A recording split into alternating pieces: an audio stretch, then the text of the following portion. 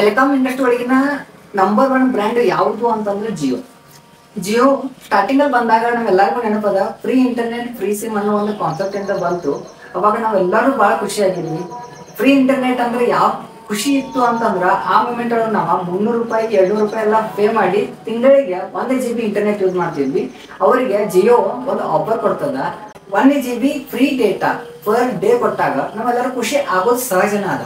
ಆದ್ರೆ ನಾವು ಭಾರತೀಯರು ಒಂದು ಏನ್ ದೊಡ್ಡ ಮಿಸ್ಟೇಕ್ ಮಾಡ್ತೀವಿ ಅಂತಂದ್ರೆ ಎಲ್ಲಿ ಫ್ರೀ ಆಗಿ ಸಿಗ್ತದ ಅಲ್ಲಿ ನಾವು ಜಾಸ್ತಿ ವಿಚಾರ ಮಾಡೋದಿಲ್ಲ, ಹೋಗ್ತೀವಿ ಯೂಸ್ ಮಾಡ್ಕೋತೀವಿ ಖುಷಿ ಪಡ್ತೀವಿ. ಆದ್ರ ಈ ಫ್ರೀ ಆಗಿ ಸಿಗೋದ್ರ ಹಿಂದ್ಗಡೆ ಒಂದು ದೊಡ್ಡ ಟ್ರ್ಯಾಪ್ ಅದ ಅನ್ನೋದನ್ನ ಮರೆತು ಬಿಡ್ತೀವಿ.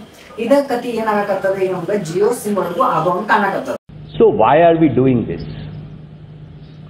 With the Jio welcome offer, firstly, every Indian gets to enjoy Jio digital life. We Indians have come to appreciate and applaud Gandhigiri. Now, every Indian can do Datagiri. ಒಂದ್ ಕಡೆ ಒಪ್ಕೊಳ್ಳೋಣ, ಜಿಯೋ ಸಿಮ್ ಬಂದ ಮೇಲೆ ಭಾರತದೊಳಗೆ ಜಾಸ್ತಿ ಬದಲಾವಣೆ ಆಯಿತು. ಭಾರತದ ಡೆವಲಪ್ಮೆಂಟ್ ಜಿಯೋ ಇಂಡೈರೆಕ್ಟ್ಲಿ ಸಹಾಯ ಮಾಡಿದ ಅನ್ನೋದನ್ನ ನಾವೆಲ್ಲರೂ ಒಪ್ಕೊಳ್ಳೇಬೇಕು. ಜಿಯೋ ಬರೋಕ್ಕಿಂತ ಮುಂಚೆ $300-200 ಪೇ ಮಾಡ್ತಿದ್ರೆ ನಮಗೆ ಫ್ರೀ ಆಗಿ ಇಂಟರ್ನೆಟ್ ಸಿಕ್ಕಾಗ ಯಾರು ಯೂಸ್ ಮಾಡೋದಿಲ್ಲ. ಆದ್ರ ಏನಾಯ್ತು ಅಂದ್ರೆ ಇದನ್ನ ಕಾನ್ಸೆಪ್ಟ್ ಆಗಿ ಯೂಸ್ ಮಾಡಿದ ಜಿಯೋ ಈಗ ಏನ್ ಮಾಡಕತ್ತದ ತನ್ನ ಸರ್ವಿಸ್ ಇದೆ ಪ್ರೈಸ್ ಮೇಲೆ ಹೈಕ್ ಮೇಲೆ ಹೈಕ ಮಾಡಕತ್ತದ. ಇದನ್ನ ಪ್ರಶ್ನೆ ಮಾಡಕ ನಮಗ್ ಆಗೋದಿಲ್ಲ, ಯಾಕಂದ್ರೆ ಅದೊಂದು ಪ್ರೈವೇಟ್ ಲಿಮಿಟೆಡ್ ಕಂಪನಿ ಇರೋದ್ರಿಂದ. ಜಿಯೋ ರಾತ್ರಿ ನಂಬರ್ 1 ಬ್ರ್ಯಾಂಡ್ ಆಯ್ತು ಅಂತ ಯಾರಾದ್ರೂ ಹೇಳಿದ್ರ ಅದ ಸತ್ಯಕ್ಕೆ ದೂರವಾದ ಮಾತು. ಯಾಕಂದ್ರೆ ಜಿಯೋ ಕಂಪನಿ ನಂಬರ್ 1 ಬ್ರ್ಯಾಂಡ್ ಆಗ್ಬೇಕು ಅಂತಂದ್ರೆ ಸುಮಾರು 4-5 ವರ್ಷದ ಹಿಂದೆನ ಪ್ಲಾನ್ ಮಾಡ್ಕೊಂಡಿತ್ತು. ಜಿಯೋ ಲಾಂಚ್ ಮಾಡೋಕ್ಕಿಂತ ಮೊದಲು ಏನ್ ಮಾಡಿದ ಅನ್ನೋ ಸ್ಟೋರಿ ನೀವು ಏನಾದ್ರೂ ಕೇಳಿದ್ರ ಶಾಕ್ ಆಗ್ತೇವೆ. ನೀವು ಇಲ್ಲಿವರೆಗೂ ನಮ್ಮ ಚಾನಲ್ ನ ಸಬ್ಸ್ಕ್ರೈಬ್ ಮಾಡಿಲ್ಲ ಅಂದ್ರೆ ದಯವಿಟ್ಟು ಸಬ್ಸ್ಕ್ರೈಬ್ ಮಾಡಿ. ಏನಾಗಿತ್ತು ಅಂತಂದ್ರ ಮೊದಲು ಭಾರತದೊಳಗೆ 2 ಟೈಪ್ ಇಂಟರ್ನೆಟ್ ಸರ್ವಿಸ್ ಇತ್ತು. ಒಂದು ಯಾವ್ದು ಅಂತಂದ್ರೆ ಲೈನ್ ಮೂಲಕ ಬರ್ತಕ್ಕಂತ ಇಂಟರ್ನೆಟ್ ಸರ್ವಿಸ್, ಅದಕ್ಕೆ ಲೈನ್ ಬ್ರಾಡ್ಬ್ಯಾಂಡ್ ಸರ್ವಿಸ್ ಅಂತ ಕರೀತಿದ್ರು. ಇನ್ನೊಂದು ಏನಂತಂದ್ರೆ ಮೊಬೈಲ್ ಇಂಟರ್ನೆಟ್, ನಾವು ಈಗೇನು ಯೂಸ್ ಮಾಡಕತ್ತೀವಲ್ಲ ಮೊಬೈಲ್ ಸಿಮ್ ಮಾಡ್ತೀವಿ, ಇಂಟರ್ನೆಟ್ ಯೂಸ್ ಮಾಡಕತ್ತೀವಿ, ಇದಕ್ಕೆ ಮೊಬೈಲ್ ಇಂಟರ್ನೆಟ್ ಸರ್ವಿಸ್ ಅಂತ ಇತ್ತು. ಇವ್ 2 ಇಂಟರ್ನೆಟ್ ಸರ್ವಿಸ್ಗಳು ಅವೈಲೇಬಲ್ ಇದ್ದು. ಅದಾದ ನಂತರ ಏನ್ ಮಾಡ್ತಾರೆ ಅಂದ್ರೆ telecom regulation authority of India ಏನ್ ಮಾಡ್ತಾರೆ ಅಂತಂದ್ರೆ 2010 ಒಂದು ಆಪ್ಷನ್ ಕರೀತಾರೆ. ಆ ಆಪ್ಷನ್ ಯಾವ್ದಕ್ಕಂತಂದ್ರ wireless broadband service. Wireless broadband service ಅಂದ್ರೆ ನಾವೆಲ್ಲಾನು ಡೊಂಗಲ್ ನೋಡಿದ್ವಲ್ಲ, ಅದ್ರೊಳಗೆ ಒಂದು ಡೊಂಗಲ್ ಇರ್ತದ, ಅದ್ರೊಳಗೆ ನಾವು ಸಿಮ್ ಹಾಕ್ತೀವಿ, ಅದರಿಂದ ಇಂಟರ್ನೆಟ್ ಯೂಸ್ ಮಾಡ್ತೀವಿ. ಆದ್ರ ಒಂದು ಕಂಡೀಷನ್ ಏನಿತ್ತು ಅಂತಂದ್ರ ಇಲ್ಲಿ ವಾಯ್ಸ್ ಕಾಲ್ ಅಲೌ ಇರೋದಿಲ್ಲ ಅಂತಿತ್ತು. ಅವಾಗ ಏನ್ ಮಾಡ್ತೀವಿ, ಮಾರ್ಕೆಟ್ ಒಳಗೆ ಎಕ್ಸಿಸ್ಟ್ ಇರುವಂತ ಕಂಪ್ನಿಗಳು ಏರ್ಟೆಲ್, ರಿಲಯನ್ಸ್, ಐಡಿಯಾ ಇಂಥ ದೊಡ್ಡ ಕಂಪ್ನಿಗಳಿಗೆಲ್ಲ ಏನ್ ವಿಚಾರ ಮಾಡಿದ್ರೆ ನಮ್ಮ ಕಡೆ ಆಲ್ರೆಡಿ ಮೊಬೈಲ್ ಇಂಟರ್ನೆಟ್ ಸರ್ವಿಸ್ ಅದ, ಜನ ಎಲ್ಲಿ ಬೇಕಾದ್ರೂ ಮೊಬೈಲ್ ಕ್ಯಾರಿ ಮಾಡ್ಬೋದು, ವಿತ್ ಇಂಟರ್ನೆಟ್ ಇರ್ತದ. ಅದ್ರ ಜೊತೆ ಈಗ ನಾವು ಕಾಲಿಂಗ್ ಸರ್ವಿಸು ಕೊಡಕತ್ತೀವಿ. ಈ ಇದ್ರೊಳಗೆ ಏನದ ಅಂತಂದ್ರೆ ಜಸ್ಟ್ ಕಾಲಿಂಗ್ ಇಲ್ಲ, ಇಂಟರ್ನೆಟ್ ಸರ್ವಿಸ್ ಅದ ಅಂದಾಗ ಯಾರು ತಗೋತಾರ ಅಂತ ಈ ದೊಡ್ಡ ದೊಡ್ಡ ಕಂಪ್ನಿಗಳು ಏನ್ ಮಾಡ್ತಾರ ಅಂತಂದ್ರೆ ಅದ್ರಾಗ ಇಂಟ್ರೆಸ್ಟ್ ತೋರಿಸೋದಿಲ್ಲ. ಅವಾಗ ಏನ್ ಮಾಡ್ತಾರೆ, ಇನ್ಫೋಟೆಲ್ ಅನ್ನೋ ಒಂದು ಸಣ್ಣ ಕಂಪ್ನಿ ಈ ಸರ್ವಿಸ್ ಇಂಟ್ರೆಸ್ಟ್ ತೋರಿಸದ, ಆಪ್ಷನ್ ಬಿಡ್ ಮಾಡ್ತದ. ಅವಾಗ ಬೇರೆ ಯಾವ್ದು ಕಂಪ್ನಿಗಳು ಕಾಂಪಿಟೇಷನ್ ಇಲ್ಲದೆ ಇರೋ ಕಾರಣ ಏನಾಗ್ತಂದ್ರೆ ಇನ್ಫೋಟೆಲ್ ಆಪ್ಷನ್ ಗೆಲ್ತದ. ಎಲ್ಲರೂ ಇನ್ಫೋಟೆಲ್ ಕಂಪ್ನಿ ನೋಡಿ ನಗುತ್ತಾರೆ. ಯಾಕಂತಂದ್ರೆ ಇನ್ಫೋಟೆಲ್ ಒಂದು ಸಣ್ಣ ಕಂಪ್ನಿ ಇಡೀ ದೇಶದ ತುಂಬಾ ಬ್ರಾಡ್ಬ್ಯಾಂಡ್ ನಾವು ಸರ್ವಿಸ್ ಕೊಡ್ತೀವಿ ಅಂತ ಆಪ್ಷನ್ ಗೆದ್ದಾಗ ಇದಕ್ಕೆ ಯಾರು ಸಹಾಯ ಮಾಡ್ತಾರೋ, ಒಂದ್ ಸಣ್ಣ ಕಂಪ್ನಿ ದೇಶದ ತುಂಬೆಲ್ಲ ಬ್ರಾಡ್ಬ್ಯಾಂಡ್ ಸರ್ವಿಸ್ ಕೊಡಕ್ ಸಾಧ್ಯ ಅಂತ ಎಲ್ಲರೂ ನಕ್ಕಿದ್ರು. ಈ ಏರ್ಟೆಲ್ ಎಲ್ಲ ಏನ್ ಮಾಡಿದ್ರು ಅಂತಂದ್ರೆ ಇದ್ರ ಕಡೆ ಆಗೋದಿಲ್ಲ ಅಂತ ಇಗ್ನೋರ್ ಮಾಡಿದ್ರು. ಆದ್ರ ಆಪ್ಷನ್ ಗೆದ್ದ ನೆಕ್ಸ್ಟ್ ದಿನ ಒಂದ್ ದೊಡ್ಡ ಮೂವ್ ಆಗ್ತದ. ಆ ದೊಡ್ಡ ಮೂವ್ ಇಡೀ ಟೆಲಿಕಾಂ ಇಂಡಸ್ಟ್ರಿನ ಅಲ್ಲೋಲ ಮಾಡ್ತದೆ. ಏನದ ಅಂತಂದ್ರ ರಿಲಯನ್ಸ್ ಇಂಡಸ್ಟ್ರಿ ಇನ್ಫೋಟೆಲ್ ಅನ್ನೋ ಕಂಪ್ನಿನ ಅಕ್ವೈರ್ ಮಾಡ್ಕೊಂಡ್ಬಿಡ್ತದೆ.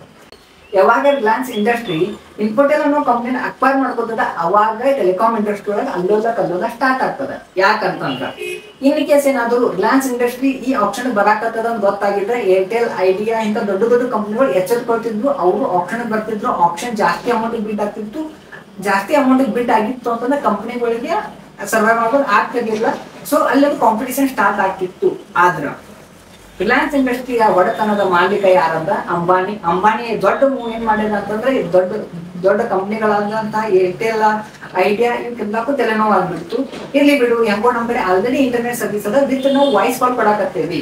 ಸೊ ರಿಲಯನ್ಸ್ ಇಂಡಸ್ಟ್ರಿ ನಮ್ಗೆ ಮಾರ್ಕೆಟಿಗೆ ಹೊಡೆತ ಕೊಡಕ್ ಆಗೋದಿಲ್ಲ ಅಂತ ತಿಳ್ಕೊಂಡಂತಹ ಏನ್ ಇವ್ರ ದೊಡ್ಡ ಕಂಪ್ನಿಗಳು ಸುಮ್ಮನಾದ್ರು.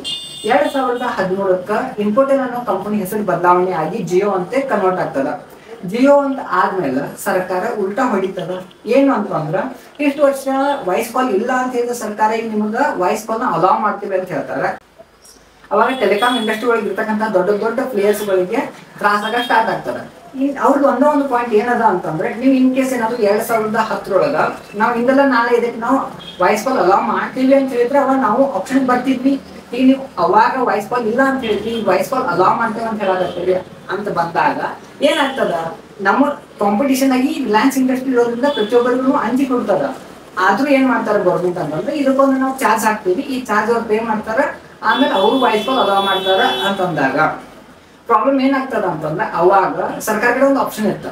ಏನಿತ್ತು ಅಂತಂದ್ರೆ, ಇಲ್ಲ ನಾವು ಹೊಸದಾಗಿ ಆಪ್ಷನ್ ಕರಿತೀವಿ, ಹೊಸದಾಗಿ ಬಿಡ್ಡಿಂಗ್ ಮಾಡ್ರಿ ಅಂತಂದ್ರೆ ಸರ್ಕಾರಕ್ಕೆ ಜಾಸ್ತಿ ಹಣ ಬರೋದ್ರಿಂದ ಚಾನ್ಸ್ ಇತ್ತು. ಆ ಹಣನ ಸರ್ಕಾರ ಬೇರೆ ಬೇರೆ ಅಂತ ಡೆವಲಪ್ಮೆಂಟ್ ಕಾರ್ಯಗಳಿಗೆ ಯೂಸ್ ಮಾಡ್ಕೋಬೋದಿತ್ತು. ಆದ್ರೆ ಸರ್ಕಾರ ಏನ್ ಮಾಡ್ತದೆ, ರಿಲಯನ್ಸ್ ಇಂಡಸ್ಟ್ರಿ ಒಂದಷ್ಟು ಅಮೌಂಟ್ ವಿಧಿಸ್ತಾರೆ, ಅಮೌಂಟ್ ಪೇ ಮಾಡಿದ್ರೆ ಮುಗಿತು, ಕಾಲ್ ಅಲೌ ಮಾಡ್ತಾರೆ ಅಂತ ಹೇಳ್ತಾರೆ. ಆದ್ರೆ ಆ ಅಮೌಂಟ್ ಇಷ್ಟ ಕಡಿಮೆ ಇರ್ತದಲ್ಲ, ಅದನ್ನ ನೋಡಿದ ಪ್ರತಿಯೊಬ್ಬರು ತಲೆ ಕೆಡ್ತದ. ಅವಾಗ ರಿಲಯನ್ಸ್ ಮೇಲೆ ಅಲಿಗೇಷನ್ ಹಾಕ್ತಾರ. ಅಲಿಗೇಷನ್ ಇನ್ನೂ ಕೋರ್ಟ್ ಒಳಗೆ ನಡೆದದ. ನೀವು ಬೇಕಿದ್ರೆ ಗೂಗಲ್ ಹೋಗಿ ಸರ್ಚ್ ಮಾಡ್ಬೋದು. ಏನಾಗ್ತದ, ಈ ಜಿಯೋ ಈ ಟೆಲಿಕಾಂ ಇಂಡಸ್ಟ್ರಿ ಒಳಗಡೆ ಹೊಸ ಮೂವ್ ಸ್ಟಾರ್ಟ್ ಮಾಡಿದ್ಮೇಲೆ ಏನಾಗ್ತದೆ, 2016 ನಮಗ ಫ್ರೀ ಇಂಟರ್ನೆಟ್ ಫ್ರೀ ಸಿಮ್ ಅಂತ ಒಂದು ಕಾನ್ಸೆಪ್ಟ್ ಇಂದ ಬರ್ತದ. ಅವಾಗ ಎಲ್ಲರೂ ನಾವು 300, 400, 500 ರೂಪಾಯಿ ಎಲ್ಲ ಪೇ ಮಾಡಿ ಇಂಟರ್ನೆಟ್ ಯೂಸ್ ಮಾಡ್ತಿದ್ದ ಜನತೆಗೆ ಡೈಲಿ 1 GB ಡೇಟಾ ಫ್ರೀ ಆಗಿ ಸಿಗೋದ್ರಿಂದ ಎಲ್ಲರೂ ಖುಷಿ ಆದ್ವಿ, ನಾವು ಯೂಸ್ ಮಾಡಕ್ ಸ್ಟಾರ್ಟ್ ಮಾಡಿದ್ವಿ. ಒಪ್ಕೊಂಡು ರಿಲಯನ್ಸ್ ಇಂಡಸ್ಟ್ರಿ ಟೆಲಿಕಾಂ ಇಂಡಸ್ಟ್ರಿ ಬಂದ್ಮೇಲೆ, ಜಿಯೋ ಲಾಂಚ್ ಆದ್ಮೇಲೆ ನಮಗೆ ಸಾಕಷ್ಟು ಬದಲಾವಣೆಗಳಾದವು. ನಾವು ಇಂಟರ್ನೆಟ್ ಜಾಸ್ತಿ ಯೂಸ್ ಮಾಡಕ್ ಸ್ಟಾರ್ಟ್ ಮಾಡಿದ್ವಿ. ಜಾಸ್ತಿ ಇಂಟರ್ನೆಟ್ ಯೂಸ್ ಮಾಡೋದ್ರಿಂದ ಜಾಸ್ತಿ ಇನ್ಫಾರ್ಮೇಶನ್ ಸಿಕ್ತು. ಜಾಸ್ತಿ ಇನ್ಫಾರ್ಮೇಶನ್ ಸಿಗೋದ್ರಿಂದ ನಮ್ಮ ನಾಲೆಜ್ ಹೆಚ್ಚಾಯ್ತು. ನಮ್ಮ ನಾಲೆಜ್ ಹೆಚ್ಚಾಗಿರೋದ್ರಿಂದ ಅಮೆಝಾನ್, ಫ್ಲಿಪ್ಕಾರ್ಟ್, ಮಿಂತ್ರಾ ಅಂತ ಶಾಪಿಂಗ್ ಆಪ್ಗಳ, ಆಮೇಲೆ ಗೌರ್ಮೆಂಟ್ ವೆಬ್ಸೈಟ್ಗಳಿಗೆ ಆಕ್ಸೆಸ್ ಸಿಕ್ಕಂಗಾಯ್ತು. ಅದ ನಂತರ ಮನೆ ಒಳಗೆ ಕೂತ ಏನಾದ್ರು ಆರ್ಡರ್ ಮಾಡಿದ್ರೆ ಮನಿ ಬರಾಕತ್ತದ, ಮನೆ ಒಳಗೆ ಕುಂತ ಕೆಲಸ ಮಾಡಕತ್ತೇವಿ. ಸೊ ಇಂಟರ್ನೆಟ್ ಈಗ ಹೆಂಗಾಗ್ಯದ ಅಂತಂದ್ರೆ, ನಮಗ ಗಾಳಿ, ನೀರು, ಬೆಳಕು ಹೆಂಗ ನಮಗ್ ಮನುಷ್ಯ ಬದುಕಾಗಬೇಕು, ಅದೇ ತರ ಇಂಟರ್ನೆಟ್ ಬೇಕೇ ಬೇಕು. ಇಂಟರ್ನೆಟ್ ಇಲ್ಲ ಅಂತಂದ್ರೆ ಮನುಷ್ಯ ಬದುಕೋದು ಕಷ್ಟ ಆಗಿರೋ ಅನ್ನೋ ಒಂದು ಪರಿಸ್ಥಿತಿನ ತಲುಪಿದ್ದೇವೆ. ಒಪ್ಕೊಳ್ಳೋಣ. ನಾವು ಮಾಡೋ ಪ್ರತಿ ಕೆಲಸನೂ ಈಗ ಇಂಟರ್ನೆಟ್ ಮೇಲೆ ಡಿಪೆಂಡ್ ಆಗ್ಯದ. ಫಾರ್ ಎಕ್ಸಾಂಪಲ್, ನಾವು ಹೊರಗಡೆ ಹೋಗ್ತೀವಿ, ಏನೋ ತಗೋತೀವಿ, ಪೇ ಮಾಡ್ಬೇಕಂದ್ರೆ UPI ಮೇಲೆ ಡಿಪೆಂಡ್ ಆಗಿದ್ದೀವಿ. UPI ಎದ್ರ ಮೇಲೆ ಡಿಪೆಂಡ್ ಆಗಿದೆ ಅಂದ್ರೆ ಇಂಟರ್ನೆಟ್ ಮೇಲೆ ಡಿಪೆಂಡ್ ಆಗಿದೆ. ನಾವು ಯೂಟ್ಯೂಬ್ ಹೋಗ್ತೀವಿ, ಒಂದು ವಿಡಿಯೋ ನೋಡ್ತೀವಿ, ಅದರಿಂದ ಇನ್ಫಾರ್ಮೇಶನ್ ತಗೋತೀವಿ ಅಂತಂದ್ರೆ ಯೂಟ್ಯೂಬ್ ಎದ್ರ ಮೇಲೆ ಡಿಪೆಂಡ್ ಆಗಿದೆ, ಇಂಟರ್ನೆಟ್ ಮೇಲೆ ಡಿಪೆಂಡ್ ಆಗ್ಯದ. ನಾವು ಏನೋ ಕೆಲಸ ಮಾಡಿದ್ರು ಇವತ್ತು ನಾವು ಪ್ರತಿಯೊಂದಕ್ಕೂ ಕೆಲಸಕ್ಕೂ ಡೈರೆಕ್ಟ್ಲಿ ಅವ್ರ ಇಂಟರ್ನೆಟ್ ಮೇಲೆ ಡಿಪೆಂಡ್ ಆಗಿದ್ದೇವೆ. ಇದನ್ನಂತ ಅರಿತ ರಿಲಯನ್ಸ್ ಇಂಡಸ್ಟ್ರಿಯ ಮಾಲೀಕ ಅಂಬಾನಿ ಏನ್ ಮಾಡಿದ್ರು ಅಂತಂದ್ರೆ, ಜಿಯೋ ಲಾಂಚ್ ಮಾಡಿದ್ರು. ನಮ್ಮ ಭಾರತೀಯರಿಗೆ ಇಂಟರ್ನೆಟ್ ಇಂದ ಒಂದು ಹ್ಯಾಬಿಟ್ ಅನ್ನು ಕೊಟ್ರಿ. ಈಗ ನಮ್ಗೆ ಹೆಂಗಾಗ್ಯದ ಅಂತಂದ್ರೆ, ಇಂಟರ್ನೆಟ್ ಇಲ್ಲದೆ ನಮ್ಗೆ ಬದುಕಕ್ ಆಗೋಲ್ಲ ಅನ್ನೋ ಪರಿಸ್ಥಿತಿ ನಾವು ಬಂದ್ ನಿಂತೇವಿ. ಈ ಟೈಮ್ ಒಳಗೆ ಏನ್ ಮಾಡಕತ್ತದ ಅಂತಂದ್ರೆ, ಜಿಯೋ ತನ್ನ ಪ್ರೈಸ್ ಅನ್ನು ಹೆಚ್ಚು ಮಾಡ್ಕೊಂತ ಹೊಂಟದ. ಜಿಯೋ ಲಾಂಚ್ ಆದ ಕೂಡಲೇ ಬೇರೆ ಕಂಪ್ನಿಗಳಿಗೆ ಏನು ಪ್ರಾಬ್ಲಮ್ ಅದ, ಅವರು ಕಮ್ಮಿ ಮಾಡ್ಬೋದಿತ್ತಲ್ಲ, ಆಗಿಲ್ಲ. ಯಾಕಂದ್ರೆ ಜಿಯೋದ ಜಾಸ್ತಿ ಇನ್ಕಮ್ ಎಲ್ಲಿಂದ ಬರ್ತಿತ್ತು ಅಂದ್ರೆ ಪೆಟ್ರೋಕೆಮಿಕಲ್ ಇಂಡಸ್ಟ್ರಿ ಕಡೆಯಿಂದ ಬರ್ತಿತ್ತು. ಪೆಟ್ರೋಕೆಮಿಕಲ್ ಇಂಡಸ್ಟ್ರಿಯಿಂದ ಬರೋದ್ರಿಂದ ಇಲ್ಲಿ ಫ್ರೀ ಇಂಟರ್ನೆಟ್ ಕೊಡಕ್ಕೆ ಅವರಿಗೆ ಸಹಾಯ ಆತು. ಅವಾಗ ಏನ್ ಮಾಡಿದ್ರು, ಒಂದು ಹೊಸ ಕಂಪ್ನಿನ ಅವ್ರು ಲಾಂಚ್ ಮಾಡಕ್ಕೆ ಇನ್ನೊಂದ್ ಕಡೆಯಿಂದ ರೊಕ್ಕ ತಗೊಂಡ್ರು, ಯೂಸ್ ಮಾಡ್ಕೊಂಡ್ರು. ಏನ್ ಮಾಡಿದ್ರು ಜಿಯೋದವರ, ಸ್ಟಾರ್ಟಿಂಗ್ ಒಂದು 3 months 1 GB per day internet free ಆಗಿ ಕೊಟ್ಟಿರೋದ್ರಿಂದ ಜಾಸ್ತಿ ಕಸ್ಟಮರ್ ಏನ್ ಮಾಡಿದ್ರು, ಬೇರೆ ಕಂಪ್ನಿಗಳನ್ನ ಬಿಟ್ಟು ಜಿಯೋ ಕಡೆ ಬಂದ್ರು. ಜಿಯೋ ಕಡೆ ಬರೋದ್ರಿಂದ ಏನಾಯ್ತು ಅಂತಂದ್ರೆ, ಬೇರೆ ಬೇರೆ ಕಂಪನಿಗಳ ಕಸ್ಟಮರು ಕಡಿಮೆ ಆಗ್ತಾ ಬಂತು. ಅವಾಗ ಕಂಪನಿಯ ಪ್ರಾಫಿಟ್ ಅಲ್ಲೂ ಕಡಿಮೆ ಆಗ್ತಾ ಬಂತು. ಅವ್ರೇನಾಯ್ತು ಅಂತಂದ್ರೆ, ಏನೋ 3 months ಬಿಡು ನಡೀತದೆ, ಹೆಂಗೋ ನಾವು ಸರ್ವೈವ್ ಆಗೋಣ ಅಂತ ಪ್ಲಾನ್ ಮಾಡಿದ್ರ, ಜಿಯೋ ಏನ್ ಮಾಡ್ತದ ಅಂತಂದ್ರೆ 3 months ಸರ್ವಿಸ್ ನ 1 year ಎಕ್ಸ್ಟೆಂಡ್ ಮಾಡ್ತದ. ಅವಾಗ ಏನಾಯ್ತು ಅಂದ್ರೆ 90% customer of other company they are move to Jio. ಅವಾಗ ಏನಾಯ್ತು ಅಂತಂದ್ರೆ, 1 ವರ್ಷದ ನಂತರ ಕಂಪ್ನಿಗಳು ಡೌನ್ಗ್ರೇಡ್ ಸ್ಟಾರ್ಟ್ ಆಯ್ತು. ಶೇರ್ ಮಾರ್ಕೆಟ್ ಒಳಗೆ ಅವ್ರ ಶೇರ್ ಬೆಲೆ ಕಡಿಮೆ ಆಯ್ತು. ಕಂಪ್ನಿ ಗ್ರೋತ್ ಆಗೋದಿಲ್ಲ ಅಂತ ಗೊತ್ತಾದ ತಕ್ಷಣ ಏನ್ ಮಾಡಿದ್ರು, ಕೆಲವೊಂದು ಕಂಪ್ನಿಗಳ ಕೊಲಾಪ್ಸ್ ಆಗಿ ಬಂದಾಗಿ ಹೋದ್ವು. ಇನ್ನೊಂದು ಕೆಲವೊಂದು ಕಂಪ್ನಿಗಳು ಏನ್ ಮಾಡಿದ್ರು ಅಂದ್ರೆ, ಮರ್ಜ್ ಆಗಿ ಮಾರ್ಕೆಟ್ ಒಳಗೆ ಫೈಟ್ ಮಾಡಕ್ ಟ್ರೈ ಮಾಡಿದ್ರು. ಆದ್ರೂ ಅವ್ರ ಫೈಟ್ ಅಷ್ಟೊಂದು ಸ್ಟ್ರಾಂಗ್ ಇರ್ಲಿಲ್ಲ. ಹಿಂಗಾಗಿ ಏನಾಯ್ತು ಅಂತಂದ್ರೆ, ಮಾರ್ಕೆಟ್ ಒಳಗೆ ಜಿಯೋದ ಮೊನೋಪೋಲಿ ಸ್ಟಾರ್ಟ್ ಆಗ್ತದ. ಅದಾದ ನಂತರ ಏನಾಗ್ತದೆ, 1 GB ಇಂಟರ್ನೆಟ್ ಹ್ಯಾಬಿಟ್ ಮಾಡಿಸಿದಂತಹ ಜಿಯೋ ನೆಕ್ಸ್ಟ್ ಏನ್ ಮಾಡ್ತದ ಅಂತಂದ್ರೆ, 149 rupees ಸರ್ವಿಸ್ ತಗೋರಿ, ನಿಮಗೆ ಅನ್ಲಿಮಿಟೆಡ್ ಇಂಟರ್ನೆಟ್ ಕೊಡ್ತೀವಿ ಅಂತ ಹೇಳ್ತಾರೆ. ನಾವು ಹೆಂಗೋ ಮಂತ್ಲಿ 300-400 rupees ಎಲ್ಲ ಪೇ ಮಾಡ್ತಿದ್ವಿ, ನಮ್ಗೆ ಹೆಂಗೋ ಫ್ರೀ ಇಂಟರ್ನೆಟ್ ಸಿಕ್ಕಿದ್ದು. ಅದಾದ ನಂತರ 149 rupees ಅನ್ಲಿಮಿಟೆಡ್ ಇಂಟರ್ನೆಟ್ ಸಿಗಾಕತ್ತದ ಅಂತೇಳಿ ನಾವು ಪೇ ಮಾಡಕ್ ರೆಡಿ ಆದ್ವಿ. ಜಿಯೋ ಇಂತ ಹೊಸ ಸ್ಕೀಮ್ ಲಾಂಚ್ ಮಾಡಿದ್ದು ನಮ್ಗೆ ಅಷ್ಟೊಂದೇನು ಬರ್ಡನ್ ಅನಿಸ್ಲಿಲ್ಲ. ಜಿಯೋಕ ಬೇರೆ ಕಂಪ್ನಿ ಕಾಂಪಿಟೇಷನ್ ಇಲ್ಲ ಇತ್ತು. ಆದ ನಂತರ ಏನಾಯ್ತು ಅಂದ್ರೆ, ಜಿಯೋ ತನ್ನ ಸರ್ವಿಸ್ ಪ್ರೈಸ್ ಅನ್ನ ಹೆಚ್ಚು ಮಾಡ್ಕೊಂತ ಬರಾಕತ್ತದ. ನಮ್ಗ ಫ್ರೀ ಇಂಟರ್ನೆಟ್ ಇಂದ 149 ಬಂತು, 149 ಇಂದ 699 ಆಯ್ತು. ಈಗ ಡಿಫ್ರೆನ್ಸ್ ಲ್ಯಾಬ್ ಒಳಗೆ ಕೊಟ್ಟಾಗ ನಿಮಗೆ ಯಾವ ಇಂಟರ್ನೆಟ್ ಬೇಕೋ ಅದನ್ನ ಯೂಸ್ ಮಾಡಂತ ಹೇಳಿದ್ರು. ಸೊ ನಾವೇನೋ ಖುಷಿ ಇದ್ವಿ, ಇರ್ಲಿ ಬಿಡು ಹೆಂಗೋ ನಮ್ದೆಲ್ಲ ಚಲೋ ನಡೆದ, ಅಥವಾ ಪೇ ಮಾಡಿದ್ರೆ ನಮ್ದೇನ್ ಪ್ರಾಬ್ಲಮ್ ಅದ ಅನ್ನಕತ್ತಿದ್ವಿ. ಆದ್ರ ಈಗೇನಾಗ್ಯದ ಅಂತಂದ್ರೆ, ನೆಕ್ಸ್ಟ್ ನಮ್ಗೆ 5G ಒಂದು ಹ್ಯಾಬಿಟ್ ಮಾಡಿಸ್ಬೇಕಿತ್ತು. ಸೊ 5G ಇಂಟರ್ನೆಟ್ ಫ್ರೀ ಆಗಿ ಕೊಟ್ರು. ಈಗ ಹೊಸ ರೂಲ್ಸ್ ಪ್ರಕಾರ ಏನ್ ಮಾಡಕತ್ತಾರ ಅಂತಂದ್ರೆ, ನೀವು 5G ಓನ್ಲಿ 2 GB ಫ್ರೀ ಕೊಡ್ತೇವಿ, ಜಾಸ್ತಿ ಬೇಕಂದ್ರೆ ರಿಚಾರ್ಜ್ ಮಾಡ್ಕೋಬೇಕಂತ ಹೇಳಕತ್ತಾರ. ಅದು 5G ನೀವು ಎಲಿಜಿಬಲ್ ಇರಬೇಕು ಅಂತಂದ್ರೆ ಪರ್ ಡೇ 2 GB ಅಥವಾ 2 GB ಗಿಂತ ಜಾಸ್ತಿ ಇರುವಂತ ಇಂಟರ್ನೆಟ್ ನೀವು ಆಲ್ರೆಡಿ ಪ್ಲಾನ್ ಹೊಂದಿದ್ರೆ ಮಾತ್ರ ಈ ಸ್ಕೀಮ್ ನಿಮಗೆ ಅಲಾವ್ ಆಗ್ತದ ಅಂತ ಹೇಳಕತ್ತಾರ. ಇಂಥ ದೊಡ್ಡ ಟ್ರ್ಯಾಪ್ ಒಳಗೆ ನಾವು ಸಿಗಾಕತ್ತೇವಿ. ಒಂದ್ ಕಡೆ ಏನ್ ಮಾಡಿದ್ದೇವೆ ಅಂದ್ರೆ ನಮಗೆ ಗೊತ್ತಿಲ್ಲದೇನೆ ಜಿಯೋ ಬೇರೆ ಕಾಂಪಿಟೇಷನ್ಗಳನ್ನ ಕೊಲಾಪ್ ಮಾಡಕ್ ನಾವು ಸಹಕಾರಿಯಾಗಿದ್ದೀವಿ. ಈಗ ಬೇರೆ ಕಂಪ್ನಿಗಳಿಗೆ ಸ್ವಿಚ್ ಆಗಕ್ಕೆ ನಮ್ಗೆ ಬೇರೆ ಯಾವುದೂ ಆಪ್ಷನ್ ಇಲ್ಲ. ಈ ಕೆಲವೊಂದು ಕಂಪ್ನಿಗಳು ಉಳಿದಾವ, ಅವರು ಜಿಯೋ ಹೆಂಗ್ ಇರ್ತದ ಅದೇ ಲೆವೆಲ್ ಏರ್ಸ್ಕೊಂತ ಹೊಂಟಾರ. ಟೆಲಿಕಾಂ ಇಂಡಸ್ಟ್ರಿ ಒಳಗ ಕಾಂಪಿಟೇಷನ್ ಇರಬೇಕು, ಅವಾಗ ಮಾತ್ರ ಕಸ್ಟಮರ್ಗೆ ಚಾಯ್ಸ್ ಇರ್ತದೆ ಈ ಕಂಪ್ನಿ ಬಿಟ್ಟು ಆ ಕಂಪ್ನಿ ಸ್ವಿಚ್ ಆಗಕ. ಬಟ್ ಈಗ ಏನಾಗಿದೆ ಅಂತಂದ್ರೆ ನಾವು ಇಂಡೈರೆಕ್ಟ್ಲಿ ಫ್ರೀ ಅನ್ನೋ ಒಂದು ಸ್ಕೀಮಿಗೆ ಬಿದ್ದು ಟ್ರ್ಯಾಪ್ ಒಳಗಾಗಿ ಏನಾಗಿದೆ ಅಂತಂದ್ರೆ ಈಗ ನಮ್ಗ ಬೇರೆ ಆಪ್ಷನ್ ಇಲ್ಲ ಆಗ್ಯದ. ಇನ್ನೊಂದು 2-3 ವರ್ಷಕ್ಕೆ ಜಿಯೋ ಏನ್ ಹೇಳ್ತದೆ ಅದನ್ನ ನಾವು ಕೇಳಬೇಕಾಗ್ತದೆ. ಯಾಕಂದ್ರೆ ಜಿಯೋ ಅಪೋಸಿಟ್ ಇರುವಂತ ಕಾಂಪಿಟೇಷನ್ ಯಾವ್ದು ಇರೋದಿಲ್ಲ. ಸೊ ಹೀಗಾಗಿ ಏನಾಗ್ತದೆ ಅಂತಂದ್ರೆ ನಾವು ಇಂಡಿಯನ್ಸ್ ನಾವು ಮಾಡಿರೋ ತಪ್ಪಿಗೆ ನಾವೇ ಬೆಲೆ ತಪ್ಪಬೇಕಾದಂತ ಪರಿಸ್ಥಿತಿ ಬರ್ತದೆ.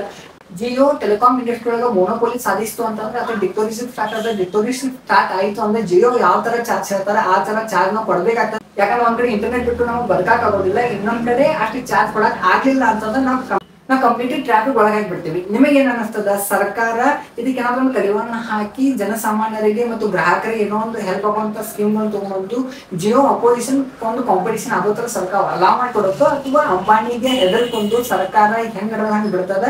ಇನ್ನೆಲ್ಲ ನಾಳೆ ಏನಾದ್ರು ಜಿಯೋ ಮೊನೋಪೊಲಿ ಆಗಿ ದೋಷ ತುಂಬೆಲ್ಲ ಸರ್ವಾಧಿಕಾರ ಸ್ಟಾರ್ಟ್ ಆಯ್ತು ಅಂತಂದ್ರ ನಾವು ಎಷ್ಟು ಪೇ ಮಾಡ್ಬೇಕನ್ನೋದನ್ನ ಜಿಯೋ ನಿರ್ಧಾರ ಮಾಡ್ತದ. ಅದನ್ನ ಬಿಟ್ಟು ಹೋಗುವಾಗ ನಮ್ಗೆ ಯಾವುದೇ ಚಾನ್ಸ್ ಸಿಗೋದಿಲ್ಲ. ನಿಮಗೆ ಏನ್ ಅನಿಸ್ತದ ಅನ್ನೋದನ್ನ ಕಮೆಂಟ್ ಮಾಡ್ರಿ.